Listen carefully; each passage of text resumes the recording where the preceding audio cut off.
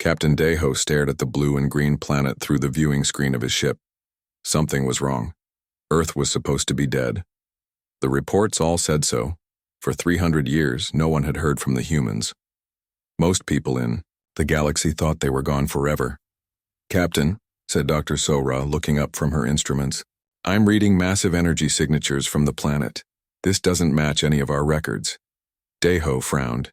He commanded the exploration ship Stellar Wind, sent by the Galactic Dominion to finally check what happened to Earth. The Dominion. Council expected to find ruins, maybe some primitive survivors they could easily control. Instead, Earth looked more alive than ever. "Navigator Kijun, take us closer," Deho ordered. The young officer's hands moved over his controls. "Yes, Captain. Moving to orbit now." As they approached Earth, their sensors detected something impossible. Cities covered the continents, but they were unlike anything in Dominion space. They seemed to grow from the landscape itself, blending perfectly with nature. Vast forests stretched between gleaming towers that reached into the clouds.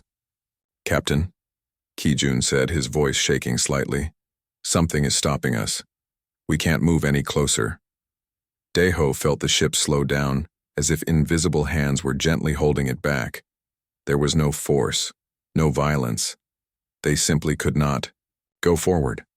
It was like trying to push through thick honey. "What kind of technology is this?"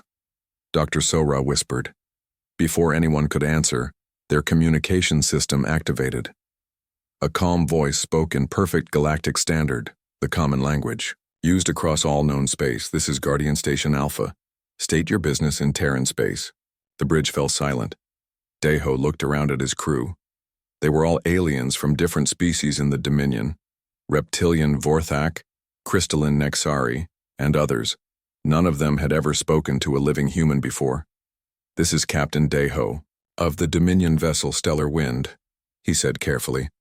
"We are here under orders from the Galactic Dominion Council to investigate Earth." "I see," the voice replied. It belonged to a human male who sounded young but spoke with great authority.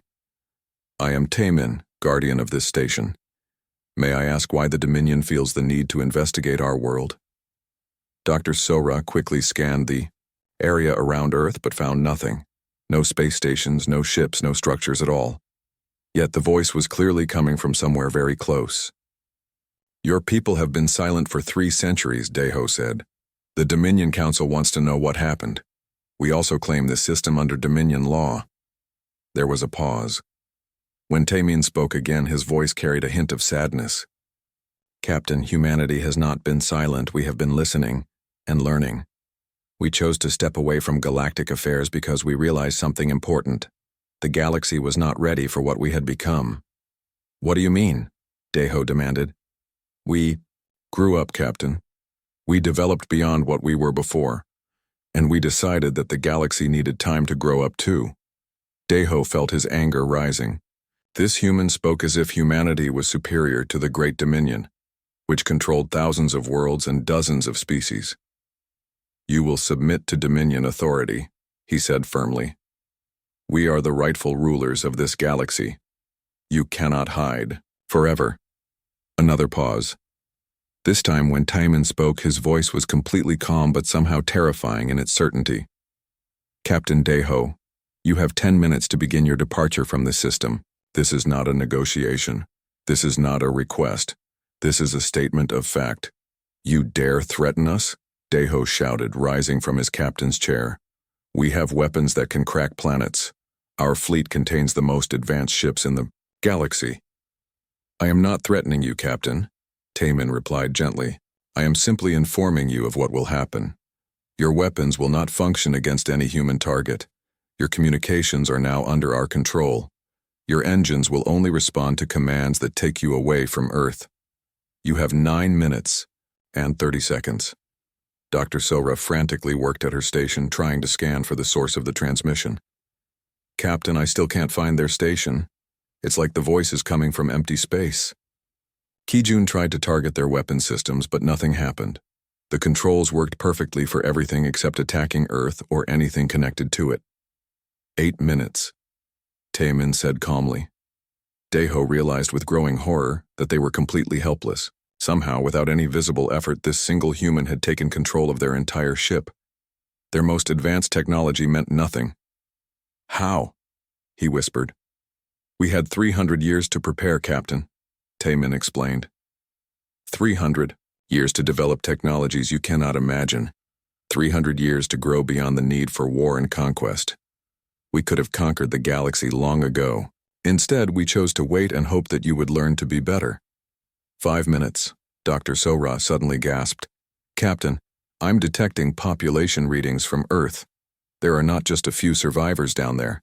There are billions of humans, more than there were before they went silent." "That is correct," Taemin confirmed. "Humanity has thrived while you fought your wars. We have built a civilization based on creation rather than destruction, on growth rather than conquest." 3 minutes. Deho felt his pride crumbling. The mighty Dominion, rulers of the galaxy, were being dismissed like children by a species they thought was extinct. "What do you want from us?" he asked quietly. "Nothing, Captain. We want nothing from you except for you to leave us in peace. When the galaxy is ready to learn from us instead of trying to rule us, we will consider rejoining galactic civilization. Until then, Earth and her people will remain protected." 1 minute. Ki-jun looked at his captain with frightened eyes. The young navigator had never imagined that their advanced ship could be controlled so easily by others. "Captain," Dr. Sora said urgently, "our engines are starting up on their own. The navigation system is plotting a course away from Earth." Deho sat back down in his chair defeated. "Do not resist," he told his crew. "Let them guide us out." As their ship began to move away from Earth, Taemin spoke one final time. "Safe travels, Captain Deho. When you report to your council, tell them that humanity remembers every kindness and every cruelty from our time among the stars. We are not your enemies, but we will not be your subjects either. The choice of what happens next belongs to the galaxy." The communication ended. As the stellar wind was gently pushed out of Earth's solar system, Deho stared back at the blue planet. For the first time in his military career, he had encountered something truly beyond his understanding. Humanity had not just survived. They had evolved into something the galaxy had never seen before, and that terrified him more than any weapon ever could. The news spread across the galaxy like fire. Captain Deho's report reached every major world within days. Humanity was alive.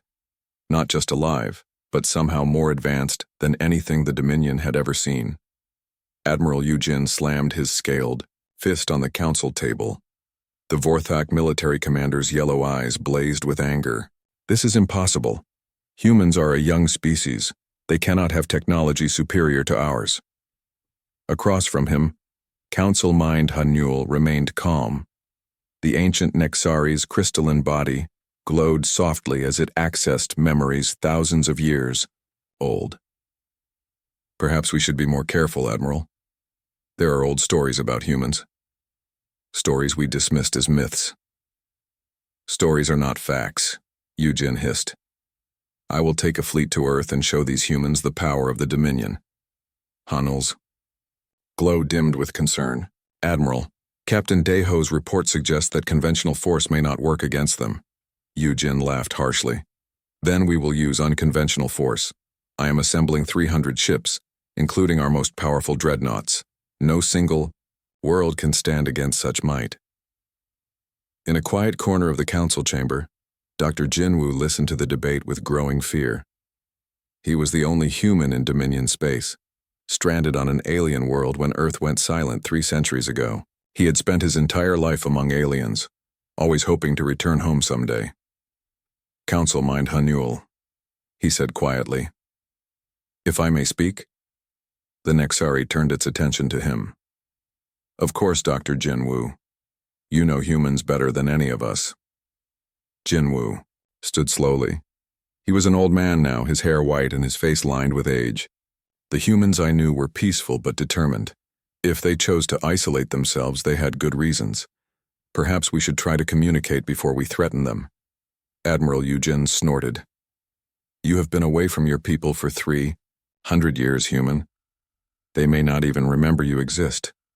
Jinwoo felt the words like a physical blow, but he held his ground. That may be true, Admiral, but I am willing to try. Let me go with your fleet. Let me speak to them as one human to another. 2 weeks later, the largest military fleet in Dominion history approached Earth. 300 ships of various designs filled space around the small blue planet. Admiral Yu Jin stood on the bridge of his flagship, confident that such a display of force would make the humans surrender immediately. Admiral, his communications officer reported, we are receiving multiple transmissions from around Earth. Put them on screen, Yu Jin ordered. The main viewer showed not one but several humans, each speaking from what appeared to be a different location in space. They all looked young and healthy, and they all seemed completely unconcerned by the massive fleet surrounding their world. Welcome back to Earth space, said a young woman with kind eyes. I am Hyo Jin, Guardian of Station Beta. I am Seung Ho, Guardian of Station Gamma, said a serious-looking man. And I am Mi Young, Guardian of Station Delta, added another woman with a warm smile. It's so nice to have visitors again. Admiral Yu Jin stared in confusion. His sensors showed nothing but empty space around Earth, yet these humans claimed to be on stations that his instruments could not detect. Where are you? He demanded. Show yourselves. Mi Young tilted her head as if confused by the question. We are right here, Admiral. Perhaps your sensors need adjustment? Dr. Jinwoo stepped forward. May I speak with them, Admiral? Yu Jin waved him forward impatiently. This is Dr. Jinwoo, the old human said, his voice shaking with emotion. I have been away from Earth for 300 years. May I speak with someone from home? The three guardians exchanged glances, and their expressions softened. Immediately, Dr. Jinwoo, Taemin's voice came through the communication system. Guardian Station Alpha requesting permission to bring you aboard. Before anyone could respond, a small ship appeared next to the Dominion flagship. It seemed to be made of light itself, beautiful and impossible. How did that get there? Yu Jin's tactical officer shouted. Sensors show nothing. Permission granted, Jinwoo said quickly, tears streaming down his face. The old human was transported to the lightship in a way that defied all known technology. One moment he was on the Dominion bridge, the next he was gone. Minutes later, Jinwoo stood face to face with Taemin in a space that seemed to exist outside normal reality. The Guardian of Station Alpha looked exactly as he had when speaking to Captain Daeho, but Jinwoo could see incredible sadness in his eyes. Dr. Jinwoo, Taemin said gently, we never forgot about you. We mourn every human who was away from Earth during the Great Silence. We know the names of every one of you, and we have hoped for your return. Jinwoo collapsed into a chair that appeared to support him. What happened to us? What did humanity become? Taemin sat across from him. We grew up, Doctor. We realized that our technology was advancing faster than our wisdom. We developed the power to reshape reality itself, but we were still thinking like children. So we withdrew to learn how to be worthy of such power. And now? Now we wait for the galaxy to be ready for us to return, but I fear that day may never come. Through the viewing portal, they could see Admiral Yu Jin's fleet taking aggressive positions around Earth. The Admiral was clearly preparing for an attack. Admiral Yu Jin. Hyo Jin's voice came through to the fleet, still cheerful and unconcerned. Your ships are very impressive, but you are thinking in terms of old warfare. Would you like a demonstration of new warfare? Yu Jin snarled. You dare to threaten the Dominion fleet? Not threaten, Admiral.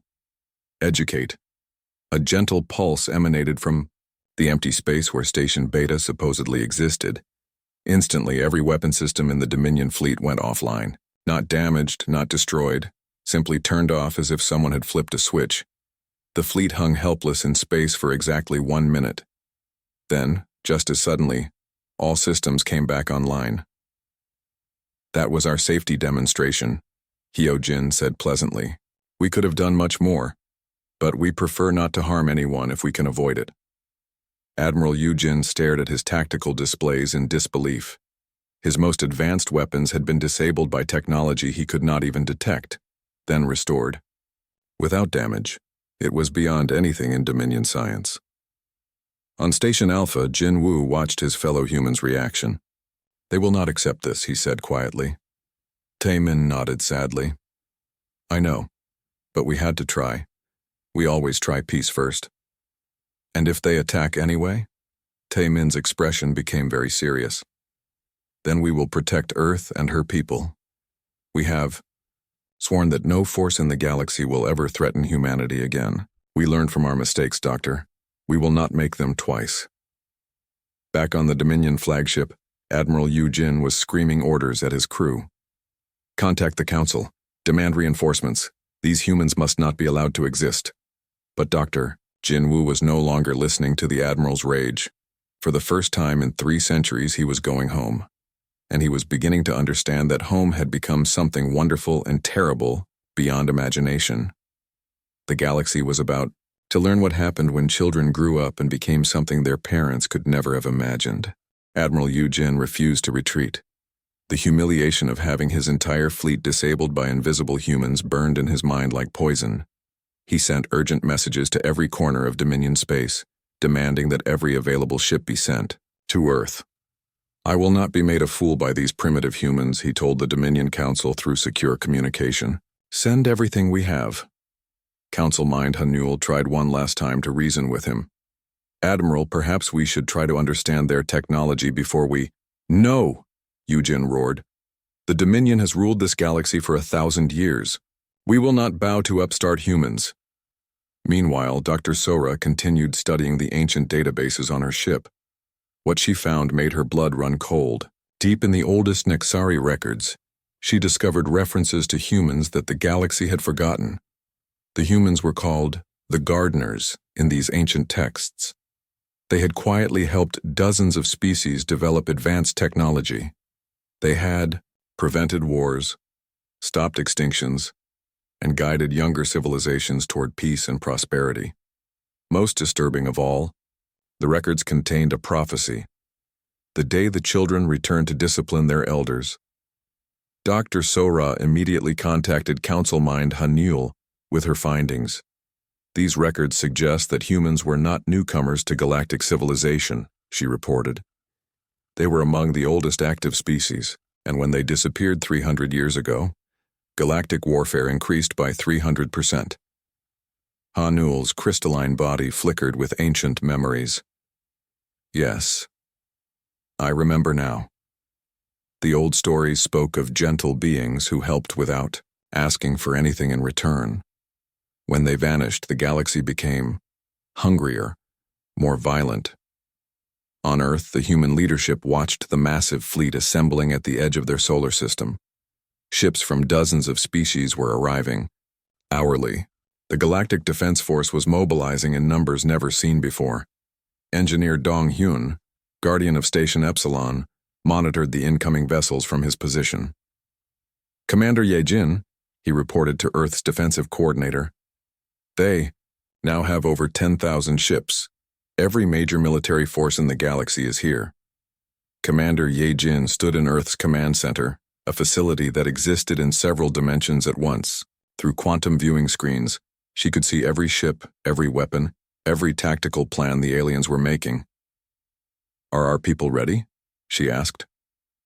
"All Guardian stations report full readiness," Dong Hyun replied. "But Commander, there are so many of them. Are you certain we should not try harder to avoid this conflict?" Ye Jin sighed. "We have been trying to avoid conflict for 300 years, Dong Hyun. Sometimes the only way to prevent a greater war is to end a smaller one. Quickly and completely." She opened a communication channel to President Minho, Earth's elected leader. The elderly man had lived through the Great Silence and remembered the old days when humanity first realized how dangerous their technology could become. "Mr. President," Ye Jin said, "the alien fleet has reached maximum size. Admiral Yu Jin is preparing for a final assault. I request permission to activate the diplomatic protocol." President Minho nodded slowly. "Send Ambassador Jun Seo. Let him try one more time to make them understand."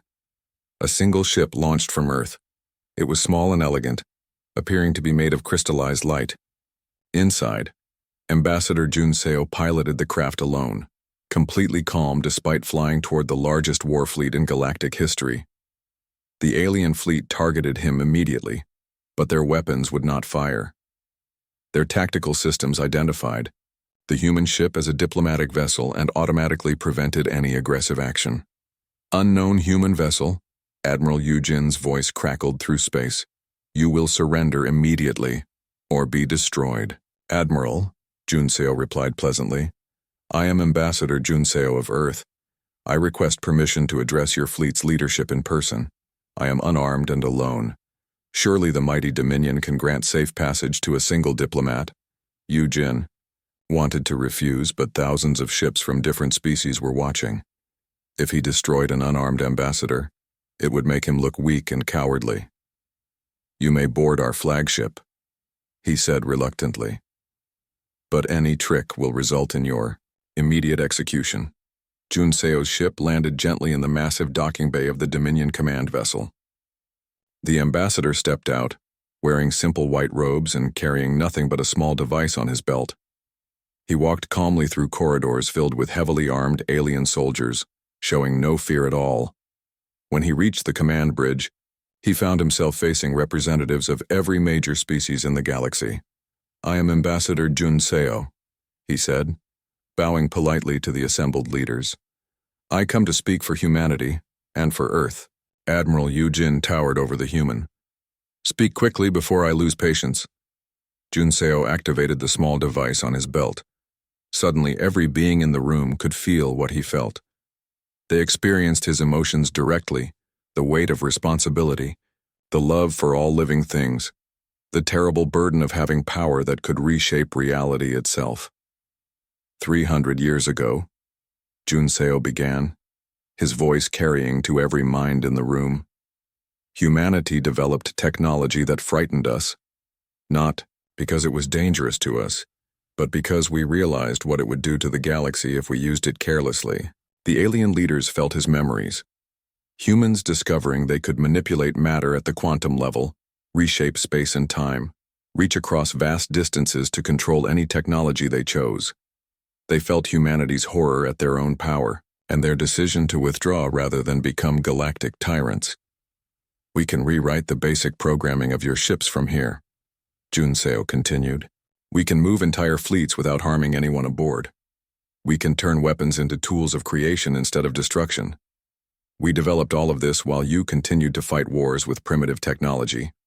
Admiral Yujin fought against the emotional connection, his pride refusing to accept what he was experiencing. Prove it, he snarled. Show us this power you claim to have.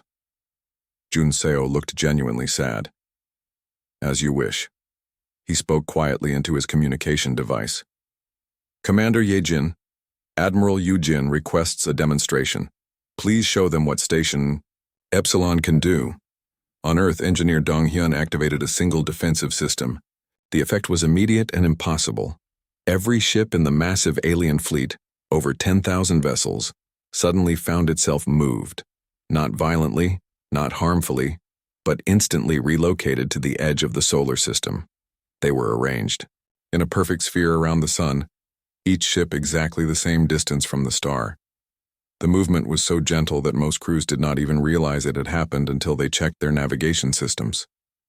We moved 10,000 ships without harming a single life aboard them, Junseo said quietly. We could have moved them into the sun and killed everyone. We could have scattered them across the galaxy. Instead, we arranged them in a pattern that shows our respect for all life. The silence in the command room was absolute. The galaxy's most powerful military leaders stared at displays showing their fleets repositioned as easily as a child might arrange toys. This is why we withdrew, Junseo continued. This is why we waited. Power without wisdom leads to becoming the very monsters you fight against. We spent 3 centuries learning to be worthy of our abilities. Admiral Yujin stared at the tactical display, his worldview crumbling. How? He whispered. We grew up, Junseo said simply. We learned that true strength comes not from the ability to destroy, but from the wisdom to know when not to use that ability. Through the ship's communication system, Commander Yejin's voice reached the entire fleet. Leaders of the galaxy, this demonstration is over. Your ships will be returned to their original positions. You are free to leave or stay as you choose. But understand this. Earth and humanity are under our protection now. Any attempt to harm us will be met with the same technology you have just witnessed. As the alien ships were gently moved back to their attack positions, Junseo prepared to leave. The choice is yours now, he told the assembled leaders. You can continue to see us as enemies to be conquered, or you can learn to see us as partners in building something better. But you cannot force us to be your subjects, and you cannot threaten us into submission. He paused at the bridge entrance. We have been patient for 300 years. We can be patient for 300 more. The question is, can the galaxy afford to wait that long? As Junseo's ship departed, Admiral Yu Jin stood frozen, staring at displays that showed impossible technology used with impossible restraint. For the first time in his military career, he understood that he had encountered something beyond victory or defeat. He had encountered beings who had transcended the need for war itself. The galaxy exploded into chaos after the demonstration. Some species demanded immediate surrender to Earth's superior technology. Others called for a united attack before humanity could spread their influence to other worlds. Fear and pride warred in the hearts of every alien leader.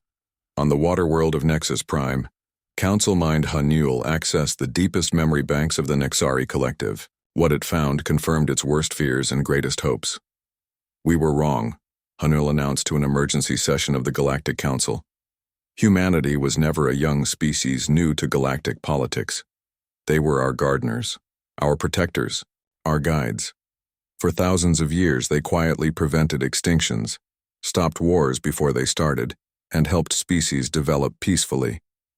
The crystalline being's body glowed brighter as it shared ancient memories with the Council.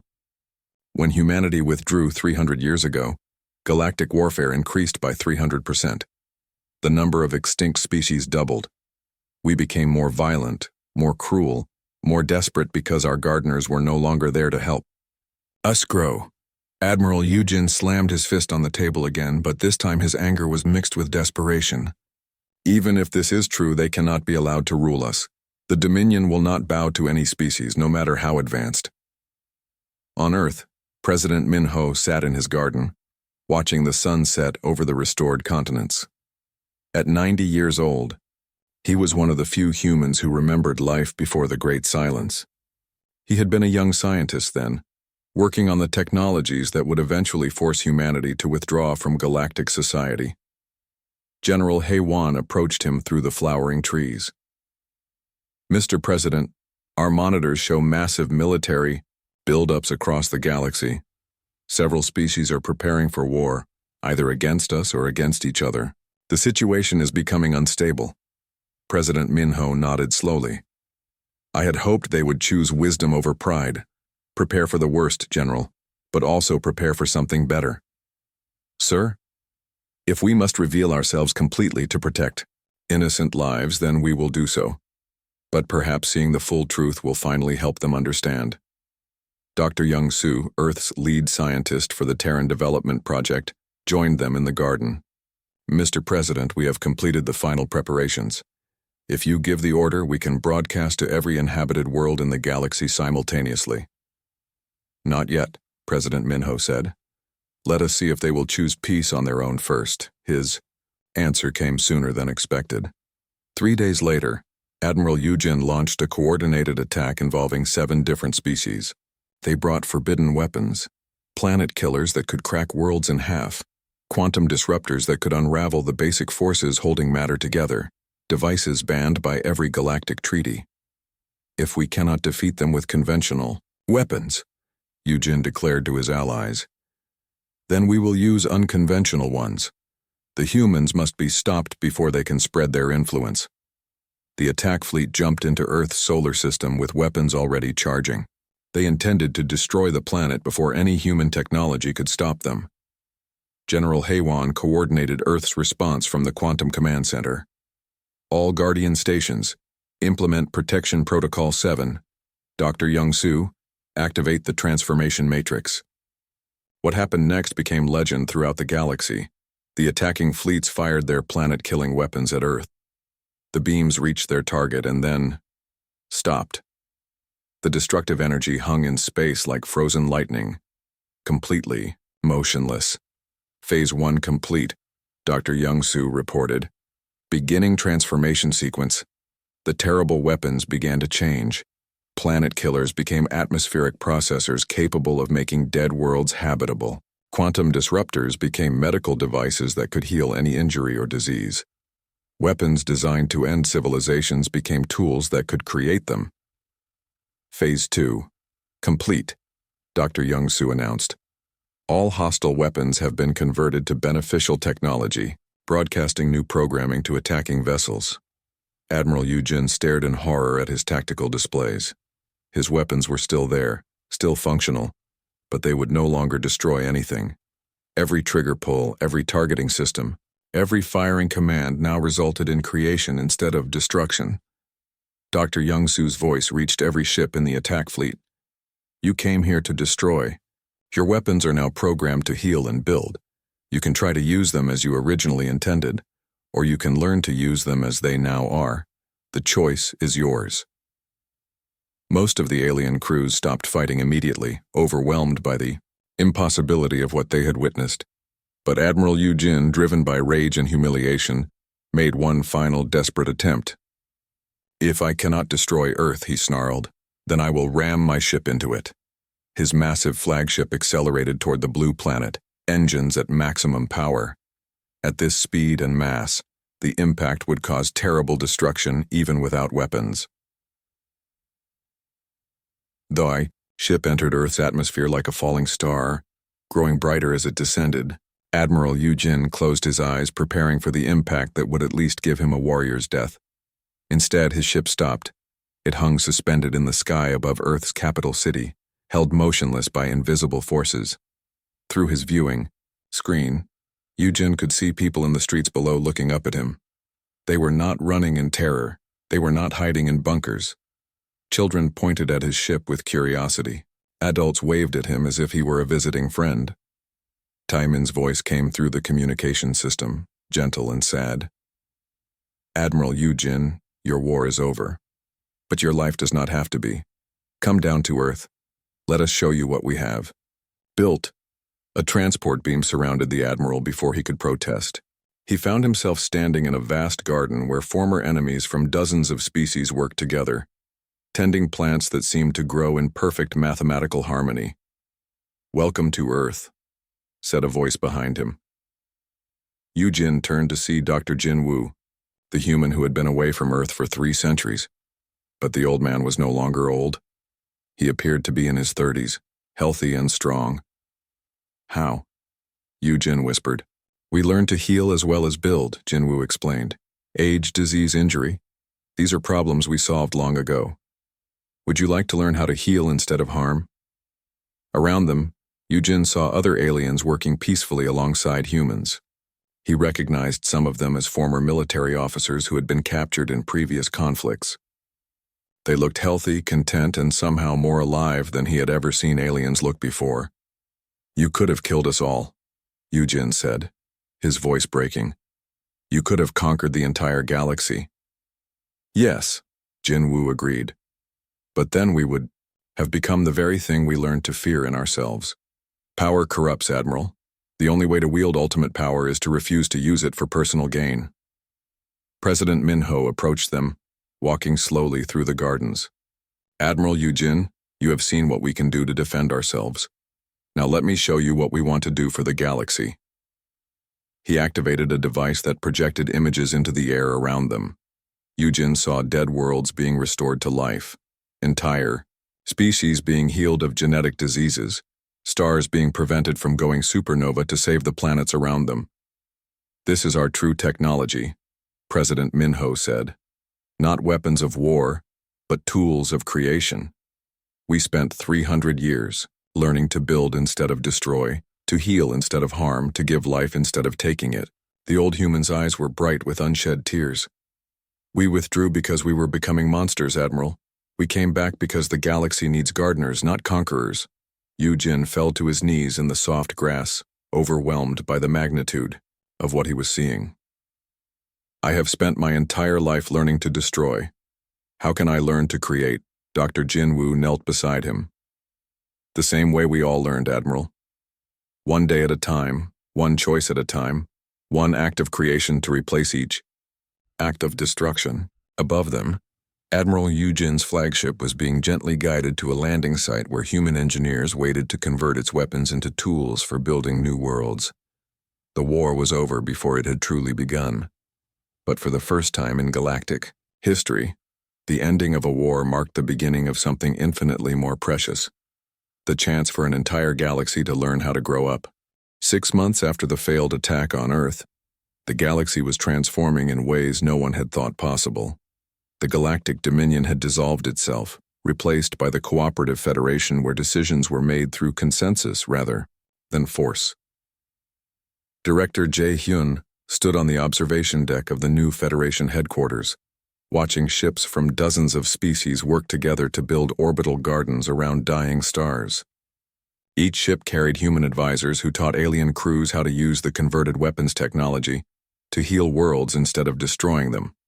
"It's remarkable," said Dr. Soo-jin, joining him at the viewing window. She led the medical aid program that was spreading human healing technology throughout the galaxy. A year ago, these species were at war with each other. Now they're working together to save solar systems. Through the crystal windows, they could see the impossible. Vorthak engineers collaborating with Nexari scientists to build atmospheric processors, while human technicians taught them both how to use quantum tools for creation instead of destruction. Admiral Yujin approached them, but he was no longer an admiral. He wore simple work clothes and his hands were dirty from the soil of the agricultural stations, where he now learned to grow food instead of waging war. The transformation in the former military commander was startling. His yellow eyes held peace instead of rage, and his movements were calm instead of aggressive. "Director Jae-hyun," Yujin said, bowing slightly in the human manner he had learned. "The third agricultural station is ready for planting. We will be able to feed 5 million people from what was once a barren asteroid." Jae-hyun smiled. "Excellent work, Yujin. How are your students progressing?" "Better than I expected," Yujin admitted. "Teaching others to create is more satisfying than I thought possible. Although I still do not understand how you convinced the galaxy to change so completely." "Doctor," Soo-jin exchanged a glance with Jae-hyun. There were still secrets that humanity had not shared with their new galactic partners. Important secrets. "Perhaps it is time to tell him," she said quietly. Jae-hyun nodded. "Yujin, there is something about humanity's transformation that we have not yet explained to the galaxy. Would you like to know the complete truth?"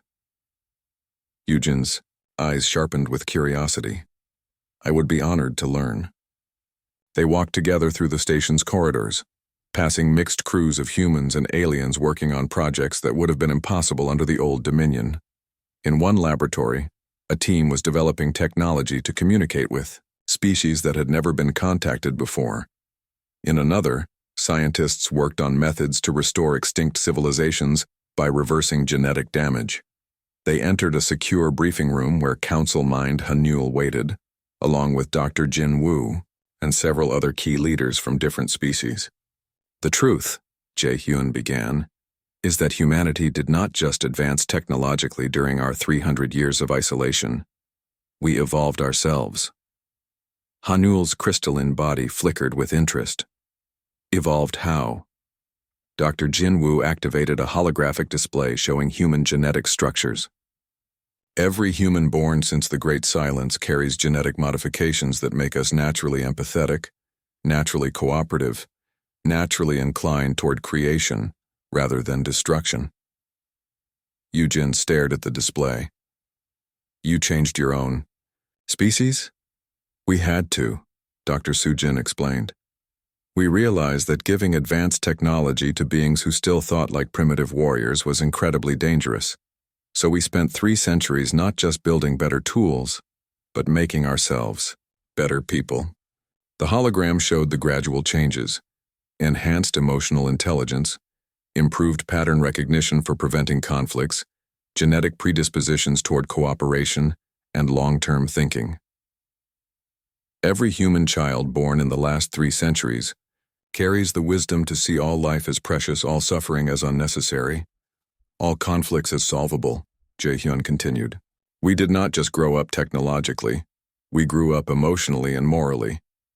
Han-Yul's ancient memories stirred. This explains much. The humans we have met seem different from the historical records, more complete. It also explains why we were so patient, Dr. Jinwoo added. We knew that forcing change on the galaxy would not work. Real change has to come from within.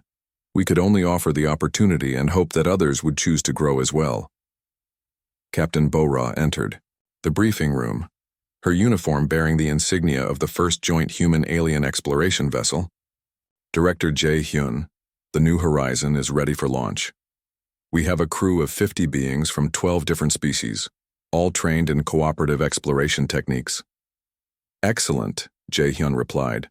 Where will you explore first? Beyond the galactic rim, Bo-Ra said with excitement.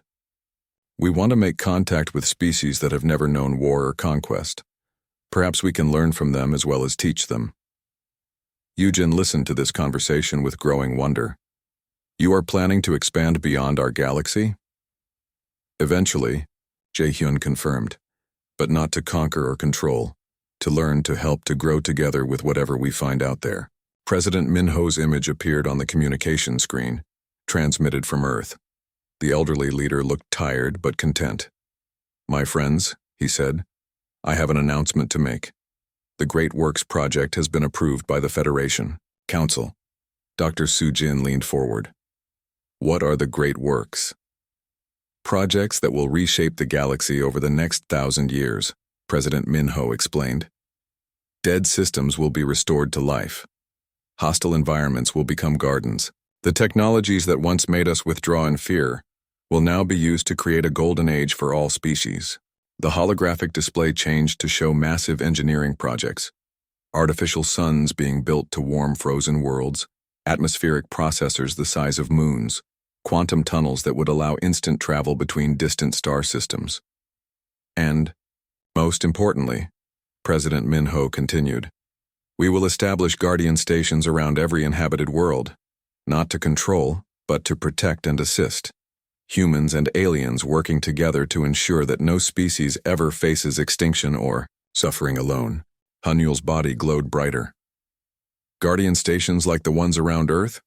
Yes, but improved, President Min-ho said. Each station will be staffed by volunteers from multiple species, all trained in the technologies of creation and healing. They will be symbols of our commitment to each other. Yujin found himself crying, something he had never done in his adult life. You are offering to protect and help the very species that tried to destroy you. Of course, President Min-ho said gently. That is what families do for each other, and after today we are all family. Later, as the meeting ended, Yujin stood, alone on the observation deck, watching the New Horizon prepare for its journey beyond the galaxy. The ship was beautiful, designed for exploration and peace rather than war and conquest. Taemin appeared beside him, no longer just a voice from Guardian Station Alpha but a physical presence. It's remarkable, isn't it? 6 months ago you came to destroy us. Now you're helping us build a better galaxy. Yujin nodded. I spent so many years learning to be a warrior. I never imagined I could learn to be something else. Everyone can learn to be something better, Taemin said. That is the most important thing we discovered during our 3 centuries of growth. No being is permanently limited by what they were. Everyone can choose to become what they should be. As they watched, the New Horizon activated its engines and began its journey toward the unknown. It carried with it the hopes and dreams of an entire galaxy that had finally learned to reach for the stars not with weapons, but with open hands. The Guardians are no longer forgotten, Taemin said softly, his words broadcast to every world in the galaxy. And the stars no longer tremble in fear, they sing with hope. Above them, the artificial aurora that surrounded the Federation headquarters shifted and danced, creating patterns of light that spelled out messages of peace in the languages of every known species.